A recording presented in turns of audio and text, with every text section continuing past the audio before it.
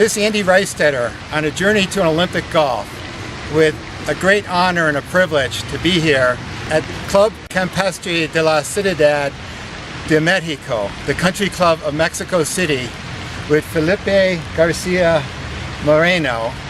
I just had a wonderful day here. Tell me a little bit about your club, Phil. Well, first of all, it was great having you here, Andy. This course has been around for more than 100 years.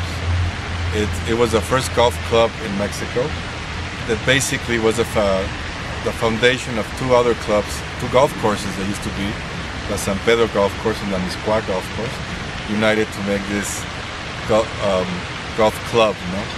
And we have had so many years and so many history here, so much great players coming in, and I think today we are a big family and very happy to have visitors like you today. Phil, the last time golf was played in the Olympics was 1904, about the time your club came into being here in Mexico City. Okay.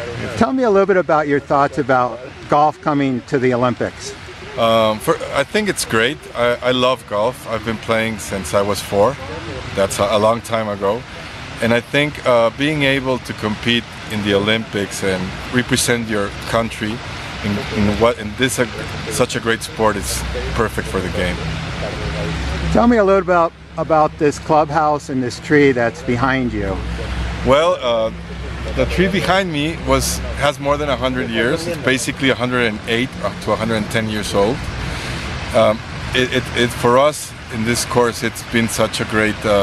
We see it as our landmark, no? So, and basically, it connects the club with the golf course. In the clubhouse? Well, the clubhouse has had a lot of changes, but it's also it has more than 100 years since it was first made. We have remodeled it a little bit, so it's different from what it was first. But it's a great place and a lot of history in it. Tell me a little bit about the early days, the founding of the club, the person who designed the club, and a little bit of the rough going early on. Okay, well, it's an interesting story. Willie Smith, that came from Carnoustie, he was a head pro for one of the courses that united to make this golf club, and he designed the first course. They even took, when they did the golf house, they took all the sand from this pond you see on the right, and that's how they leveled it.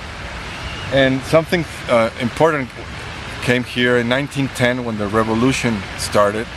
Emiliano Zapata took over. He came to the club and he took over the club.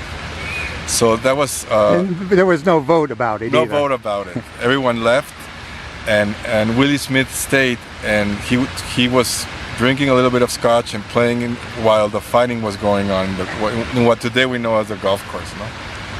And he actually lived his last day here exactly. on these grounds.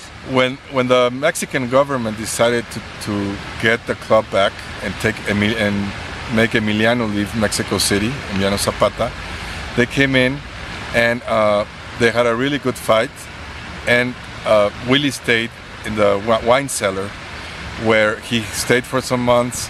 There was a lot of humidity, so he got pneumonia, and a few months later he died. He passed away. But we remember him as the person that saved our club from being burned in those times. Now, there's a special feeling playing here as I did this morning. I mean, yes. People have been playing golf for over 110 years here.